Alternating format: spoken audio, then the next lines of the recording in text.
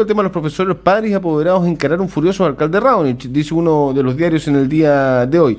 No aceptaron extensión horaria, justamente, la extensión horaria. Y hay algo que me llama aún más la atención. Se está diciendo que en los ramos como por ejemplo orientación, educación talleres, física. Educación física, se van a hacer estas nivelaciones, repaso y todo lo demás. A ver, vamos primero por esta reacción de padres y apoderados que vemos en pantalla también respecto a lo que pasó en el Teatro Municipal anoche, en contra del Seremi de Educación y del alcalde Claudio Raunich. Mi opinión es que, como yo te lo decía inicialmente, ¿no? Esto es crónica de una molestia anunciada. Los apoderados manifestaron su preocupación por el correcto y el normal funcionamiento de la provisión de clase y no había ninguna razón para pensar que iba a ser muy sencillo llegar a un proceso tan complicado como era efectivamente la recuperación de clase. Por lo tanto, hoy día hay un zapato chino bien complejo en cómo se recuperan todas las semanas que el sistema no se prestó. Ahora yo creo que, en algún momento se va a lograr llegar a un acuerdo en función de cómo se recuperan las horas que no se hicieron. Pero la preocupación, por lo menos la mía en términos personales, no tiene que ver con si efectivamente las horas se recuperan, si efectivamente el ministerio queda satisfecho con la modalidad de recuperación, si efectivamente el ministerio libera los recursos propios de la subvención para poder pagar los sueldos, ¿no es cierto? Que tiene que lo dijimos y lo permanentemente durante todo el proceso, ¿no? Aquí si no se trabaja, las subvenciones no llegan, si no hay asistencia, las subvenciones no llegan y eso es parte de la ley. Hay una ley general de subvenciones que es tremendamente clara respecto de cuáles son las condiciones que el ministerio coloca para transferencia de los recursos. Ahora la preocupación o la pregunta yo creo que en este caso es otra. La pregunta es si el proceso que se va a llevar adelante para poder recuperar esa hora de clase tiene los efectos necesarios en los alumnos. O sea, vamos a algo más básico. Los muchachos van a aprender algo. Ahora, cuando te dicen, mira, hay ciertos ramos, ciertas materias en las cuales nosotros vamos a reorganizarnos y vamos a hacer alguna especie de repaso, nivelación, o sea, también hay una mirada respecto de lo que la corporación municipal tiene respecto de esas materias, ¿no?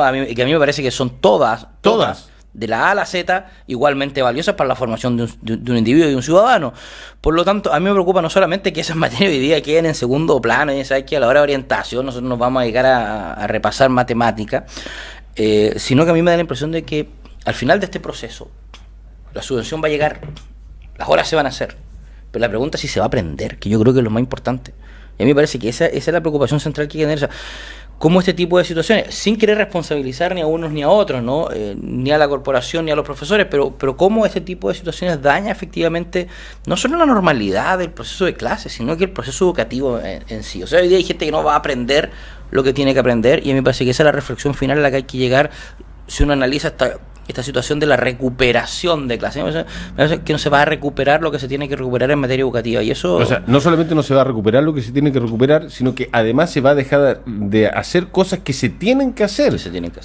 O sea, si alguien me dice a mí que las matemáticas son más importantes que la educación física o que música, o que una buena hora pedagógica de orientación entre profesor-alumno, o sea, para mí tienen la misma relevancia, la misma importancia. Colocar ramos como más importantes que otros es darle una interpretación en la educación sumamente sesgada. Las horas de orientación en alumnos de segundo, tercero, cuarto medio, que tiene que ver con el análisis vocacional, sobre qué es lo que van a hacer con su vida, a mí me parece que no es una cosa muy baladí, que uno puede decir, no, sabes que la química, la física, ¿no es cierto?, la historia, que es mi área por lo demás, pudiese ser más importante que los ramos, pero yo te insisto, a mí la reflexión final de esto es que lamentablemente se va a cumplir protocolarmente, probablemente se va a hacer, unos más molestos que otros, a la larga se va a tener que cumplir porque los recursos tienen que llegar, pero lo importante es cómo se... ¿Y qué pasa con los profesores que, no sé, que hacen taller musical, que hacen orientación, que hacen educación física, que hacen estos ramos, ya que están a cargo de estos ramos, y que se las van a ocupar esas horas para hacer recuperación de matemática, historia, lenguaje, lo que sea? ¿Qué pasa con esos profesores? ¿Su sueldo se les va a pagar? ¿No van a seguir trabajando? No, yo me imagino que van a seguir asistiendo a las horas de clase normal, pero tendrán que hacer otra cosa en ese momento. Ellos no se pueden ver perjudicados ni laboral ni financieramente por ejercer una asignatura en particular que hoy día al parecer la autoridad considera menos relevante que otra. No, yo me imagino que en eso no hay ningún tipo tipo de complicación. Lo que sí es que también hay que analizar, porque la sobrecarga también... Esa es la otra pregunta que te iba a hacer. Pasar de tener 4 horas de matemática a tener 8 horas a la semana, yo no sé si se puede, insisto. Si en el alumno. En el alumno. ¿Y en el profesor se le va a pagar el doble? Porque va a tener que ser doble clase. Es bastante nebuloso. No, es que yo me imagino que se mantiene el horario normal. Sí. Y en esas horas extra que se hace, las que se están haciendo son las que no se hicieron. Claro. Entonces, sí. No es que vaya a ganar el doble, va a seguir trabajando con las horas que corresponde y va a recuperar las horas que no se hicieron en esas horas extras donde se van a eliminar algunos.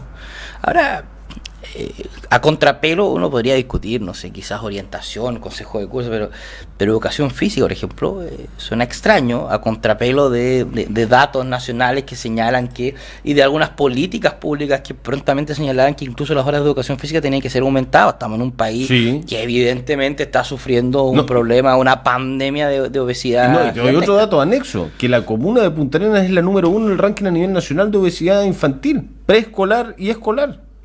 En todos los niveles, en el preescolar, en educación básica y en educación media. Entonces, no se entiende, es una incongruencia sumamente profunda que uno trata de desenredar y de entender y de darle a conocer a la comunidad una cosa que no tiene mucha explicación lógica. Mira, sin querer ser abogado del diablo, me da la impresión de que esta medida habla o denota la preocupación, la ansiedad o la desesperación de alguna manera por solucionar este problema. De normalizar todo. El forado financiero que queda al interior de la corporación producto del paro es bastante grande.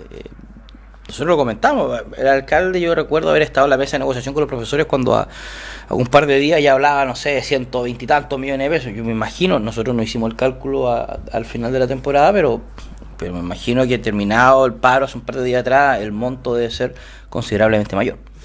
Entonces hay una preocupación hoy día que es evidente y lógica por cómo en algún momento podemos cubrir los recursos para pagar los sueldos. ¿Qué crees que va a pasar? ¿Se va a lograr normalizar el tema escolar, el tema de la corporación, que cada día parece que el hoyo se agranda un poquitito más? Y además cuando uno trata el tema, profundiza en el tema, siempre es que las responsabilidades vienen de administraciones anteriores, está bien.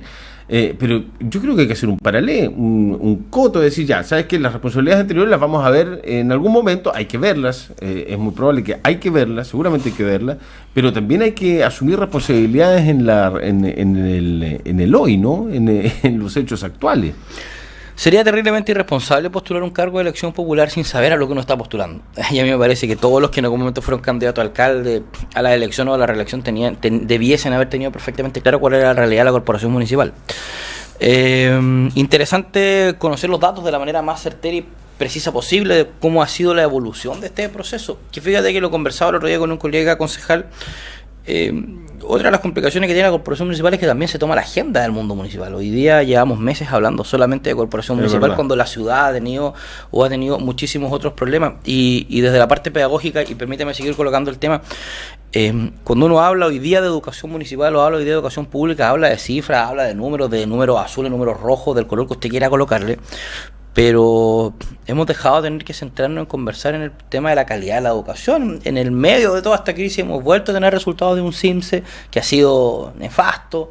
Por lo tanto, da la impresión de que lo más importante, que es el proceso de aprendizaje, de enseñanza-aprendizaje, queda muy relevado al tema de la deuda, ¿no? Queda muy relevado al tema de los números.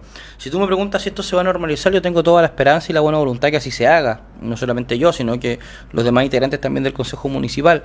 Vamos a estar siempre dentro de lo que se nos permita. Ahora, hemos concurrido con el voto, con el análisis, hemos colocado los temas de debate sobre la mesa. Hemos dicho varios de los que apoyamos esta cosa, el famoso Lisbon, ¿no? Que sale todos los días, que varios lo hicimos porque no aparecía en el horizonte otra respuesta o posibilidad de solución que fuera seria, que fuera real, que fuera contundente y que fuese en alguna medida coherente con el tamaño de la deuda. Se colocaron sobre la mesa otras posibles soluciones. Sí.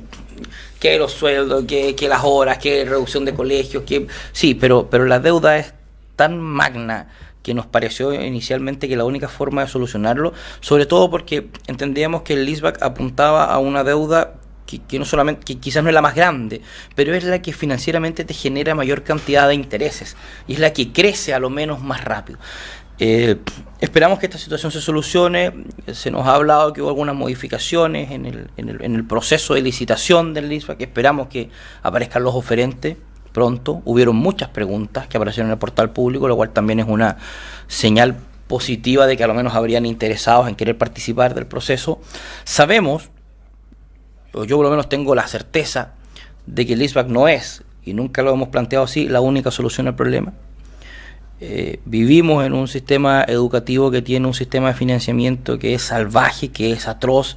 El pago por asistencia y no por matrícula es tremendamente dañino. Lamentablemente en este tipo de situaciones es con lo que te toca, la música que te colocan de Santiago con la que te toca bailar, ¿no? Por eso es que de repente, claro, en la mesa de conversación cuando hablábamos sobre cómo solucionar el conflicto, algunas personas decían: Seremi, pero dígale al ministro que en Magallanes paguen por matrícula. Pero eso no va a pasar. Uno tiene sumamente claro que la autoridad central, el gobierno, el parlamento, tuvo hace un par de meses atrás, un año atrás, con las nuevas leyes de educación, la posibilidad de haber cambiado este sistema. Y una de las principales críticas a la reforma educacional es ¿qué cosa? Que mantiene el mismo sistema de financiamiento, que es un desastre, ¿no? Entonces, da lo mismo si desmunicipalizamos o no. El tema es bastante más complejo, sobre todo en una región como esta, donde efectivamente, sin querer de alguna manera justificar lo que pasa, este tema del pago por asistencia y no por matrícula, efectivamente en Magallanes es más complejo. Tenemos condiciones climáticas que no se dan en ninguna otra parte del país. Por lo tanto, nuestro propio clima es una cosa que en varios días del año condiciona mucho la cantidad de muchachos que asisten. La cantidad de niños con enfermedades respiratorias durante el invierno son superiores que en otra región. Por lo tanto, sí hubiese sido interesante, yo lo coloqué en algún momento sobre la mesa, que a nivel central se hubiese hecho no una extensión o no incrementar los recursos de subvención, sino que quizás haber generado algún protocolo que le permita a la corporación municipal, por ejemplo, haber tenido alguna especie de extensión de la asistencia diaria cuando las condiciones climáticas así lo permitieran, ¿no? Es decir, no sé, viento sobre cierta cantidad, temperatura bajo cierta cantidad de grados, humedad ambiente. Mire, sabe que hay un protocolo cuando las condiciones climáticas se dan en estas condiciones, pudiese ser que ese día la asistencia, para lo que tiene que ver con el cobro de subvención, no pudiese correr, por ejemplo. Hubiese sido interesante, porque si uno se pregunta, bueno, ¿cuál es la diferencia a nivel estructural entre Punta Arenas y Melipilla, por ejemplo? Efectivamente las condiciones climáticas. Y hubiese sido interesante quizás por esa parte haber conseguido una mayor voluntad del gobierno central en entender que esta región tiene una realidad, por lo menos climatológicamente distinta. Ahora, tiene que pasar por varias partes. Yo creo que la corporación tiene en este segundo semestre que hacer un análisis respecto de su funcionamiento también, de la dotación docente también. Fíjate, no es por hacer una caricatura, pero un sistema financiero que recibe 1.700 millones de pesos y gasta 2.200 no funciona en Punta Arenas, no funciona en Dubái, no funciona en ninguna parte, ¿no? O sea, tienes un déficit estructural. Ahora la pregunta es cómo uno hace el esfuerzo, o la corporación hace el esfuerzo, o la ciudad hace el esfuerzo por conseguir recursos que permitan normalizar las deudas previsionales, pagar los créditos sociales, ordenar esto en lo que va quedando de año 2018. La pregunta es cómo partimos en enero del 2019, porque si vamos a partir en las mismas condiciones que ahora, no tiene mucho sentido. Vamos a estar hablando en junio, julio del otro año, ¿no? Oye, queda algún edificio más municipal. No queda más. Entonces, claro, como uno vulgarmente dice, camina y come chicle a la vez, ¿no? Cómo avanzamos en solucionar las grandes deudas que se tienen, pero cómo también avanzamos en ordenar un poco para que estas deudas no se vayan acrecentando en el tiempo. Yo me acuerdo de estar sentado en el recinto de la otra vez cuando un vecino dijo: oiga, pero resulta que los edificios son de la municipalidad, ¿y por qué todos los habitantes de la comuna tenemos que hipotecar o retrovender esto? Sí. Y yo le decía, bueno, pero también son parte de la ciudad los cerca de 1.200 millones de pesos anuales que el municipio le entrega a la corporación municipal en condición de subvención. Esos también son de todos los puntarenenses, ¿no? Y no hay que olvidarse que si bien el proceso de desmunicipalización puede tener sus matices, es un proceso que se viene. Y si hay algo que hay que dejar claro en la discusión y en la conversación, es que no hay que olvidarse que una vez que la desmunicipalización se produzca en la comuna de Punta Arenas, todas las deudas de la corporación municipal entre el 2014 y el día de la desmunicipalización pasan a ser deuda de la municipalidad de Punta Arenas. ¿Antes del 2014 no? No. Por lo tanto, yo me atrevería a decir que hasta psicológicamente es muy distinto que la deuda esté hoy día instalada en la corporación municipal en calle Jorge Mon, a que después de la municipalización la deuda esté radicada en la alcaldía de Punta Arenas, aquí en la Plaza de Armas. Sí. Por lo tanto, es distinto, ¿no? El gobierno te la va a cobrar a través del Fondo Común Municipal. Por lo tanto, esa deuda hay que pagarla, o la pagamos hoy día y evitamos que esto siga creciendo, porque como yo te decía anteriormente, esta deuda es la que crece más rápido a costa de los intereses, o la vamos a tener que pagar en algún momento. Y fíjate que es triste decirlo, pero qué bueno que las deudas provisionales crezcan rápidamente por los intereses, porque cuando el legislador le aplica estos intereses altos al no pago de las cotizaciones provisionales, lo hace precisamente teniendo muy inteligentemente una visión de protección del trabajador. Entonces, para que el empleador tenga ojo de no dejar esos gastos para después, es que tiene hoy día esos impuestos tan altos, ¿no? A ver, ¿en qué afecta esta denuncia que se hizo hace algunos días, concejal, de que los edificios que van al LISPAC no tienen recepción definitiva? ¿Puede afectar en algo? ¿Puede caerse el LISPAC, por ejemplo? Lo que pasa es que nosotros recibimos información hace un par de días atrás de que efectivamente los edificios están con la recepción definitiva, están con la documentación. Menos uno que es de antes de 1925 que no necesita. Que no necesita. No, a nosotros se nos garantizó hace un par de días atrás que efectivamente los edificios el lunes, en el Consejo. Sí, un par de horas antes. Ya. Pero que se nos garantice que efectivamente están en condiciones de poder ser parte del... Ya. Ahora, habría sido una chambonada de tamaño mayor el haber hecho todo este proceso y encontrarnos con que algo tan básico como la recepción definitiva no estaba. Hoy día se nos garantiza que están, nos deja bastante más tranquilos y esperar que el proceso siga su curso natural. ¿Le llamó la atención esta demanda criminal en contra de Bocassi y algunos funcionarios de la gestión anterior?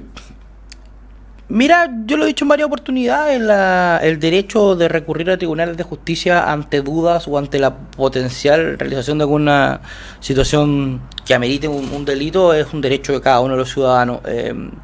Yo siempre, la verdad es que sí he sido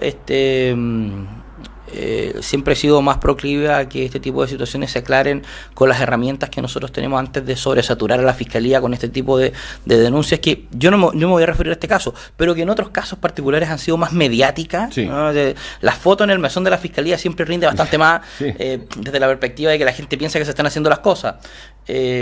Esperamos la famosa auditoría de la Corporación Municipal. Lo que se señala en la auditoría de la Corporación Municipal es que habría probablemente algo de falta de documentación respecto a la claridad de cuánto era la deuda anterior, pero bueno... Fue un preinforme, usted recibió el preinforme, sí, no hay un informe final aún. No, aún no, el preinforme señala que no hay información. Que faltaría algo de documentación en algunos periodos, temas contables, pero la verdad es que si tú te fijas hoy día, esa misma falta de información contable es la que uno dice, bueno, pero entonces, ¿por qué con tanta certeza el municipio señala que la deuda es de 14.000 millones de pesos?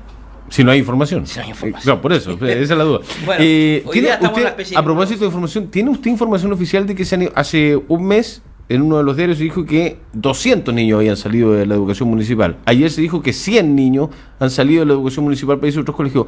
¿Hay información oficial al respecto? Yo la solicité ayer, no me la han entregado, me dicen que hoy día nos van a dar información respecto de ese tema y a ver si es así efectivamente.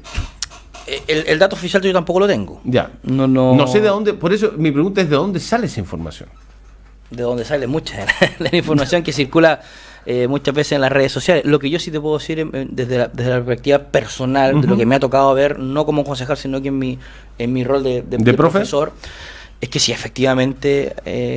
¿Al colegio donde usted trabaja han llegado alumnos de la educación municipalizada? Sí. Ya, no te podría dar un dato exacto. Ya, porque llegar y cambiarse de colegio a mitad de año en los semi-subvencionados particulares no es fácil. No es fácil. ¿Cierto? No hay cupo. No habrían cupos. Pero es parte de las consecuencias que en algún momento planteamos respecto a cuáles iban a ser los coletazos que probablemente pudiese haber traído el tema de la movilización. Sí, a ver, seamos honestos, vuelvo a decir, sin emitir un juicio de valor respecto a lo positivo o negativo o a lo necesario y innecesario de la movilización, esto es una consecuencia directa de ello, ¿no? Hoy día tenemos, y no es una cosa que vengamos experimentando ahora, que se ha vivido durante muchísimo tiempo, un descrédito del sistema educativo público que hace que hoy día la clase media mejore un poco sus condiciones de remuneración y una de las primeras acciones que hagan es efectivamente escaparse del sistema municipal de educación, y eso es un hecho, eso no estoy narrando nada que la gente en su casa no sepa, y situaciones como esta que efectivamente perjudican el día a día de la familia,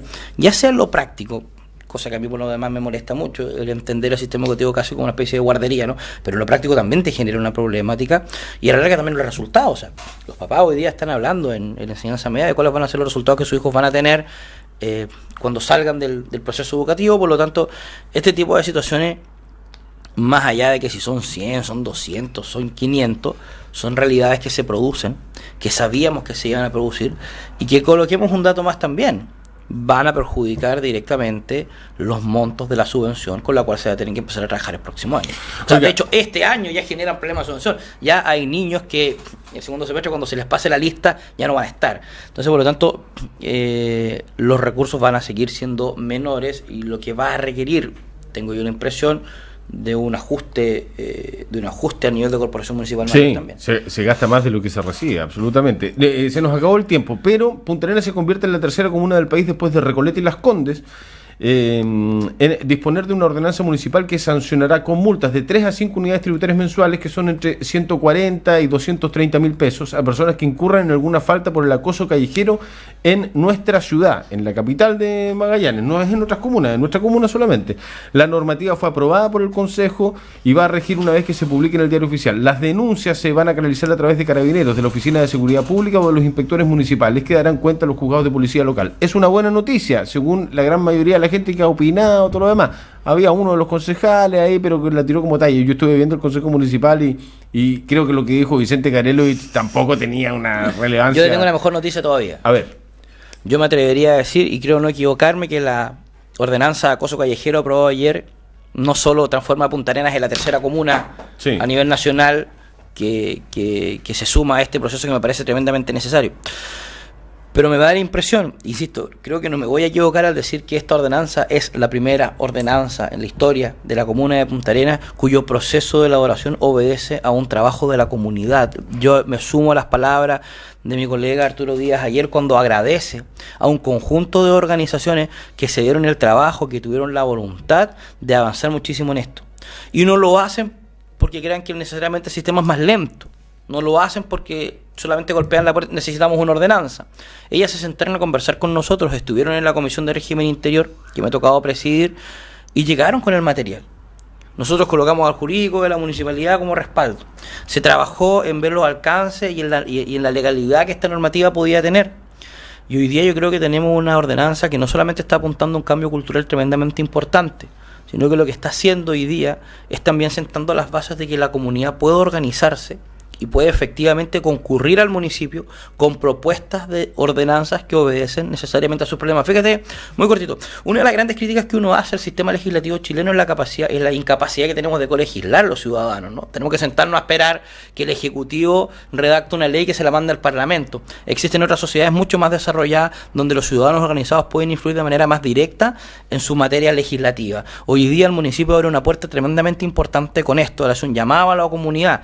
Sabemos que no nos vamos a llenar de ordenanza, pero sí tenemos la disponibilidad de sentarnos a trabajar con las distintas organizaciones que quieran colocar los temas sobre la mesa. Si habrá que tener más ordenanzas de las que debiesen tener, no importa, que queden ahí mientras estén, cuando se necesiten, es tremendamente positivo. Yo quiero agradecerle nuevamente a las agrupaciones que participaron de esto, y también colocar el eje de, sí, mire, ¿sabe qué? Seguridad pública, carabineros, sí, pero esta no es una normativa o no es una ordenanza que tenga por objetivo necesariamente andar sacando balas. La gente, que se quieren enriquecer. No, la municipalidad no se va a enriquecer, ni va a pagar la corporación con partes de 200.000 pesos, pero lo que sí nosotros apuntamos, y lo hemos dicho en varias oportunidades, esto tiene que ver con un cambio cultural, con un cambio de la forma de hacerla. Otro colega concejal decía, mire, cuando salió la ley del tabaco, parecía que esta cosa era muy extraña.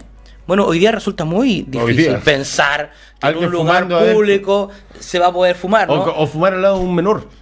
Que era una cuestión tan normal, ¿no? Tan básica. Bueno, esperamos que pero lo importante es que la comunidad participa. Democracia a la antigua, dicen algo. Democracia real, democracia participativa. Claro. Es que lo que pasa es que no sé, hoy día es difícil encontrar esos espacios, pero los hay. Ojalá que se sigan generando para que sí la comunidad entienda que puede ser parte activa de este tipo de procesos. Yo estoy muy contento por haber aprobado eso ayer, pero muy contento también por la forma en la que se fue gestando. Concejal Mauricio Bahamonde Esprando, muchas gracias por conversar con nosotros esta mañana. Gracias a ustedes por la invitación. Que esté muy bien. Pausa, volvemos rápido.